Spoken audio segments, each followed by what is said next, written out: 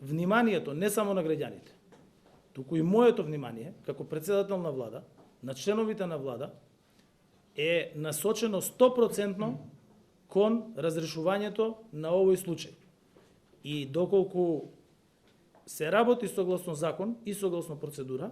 нашите, а нема причина да не се работи така, бидејќи кажав дека и обвинителството и судството во овој случај имаат поддршката на сите да го разрешат случајот како што треба, согласно со закон,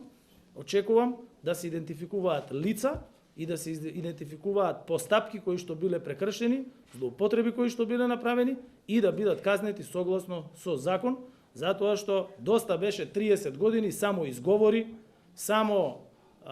начини како нешто да не се казни, а граѓаните да очекуваат и правда и да очекуваат подобри услуги. И затоа овој пат, ова ќе биде на секоја седница на влада, ќе биде прашање до каде е постапката.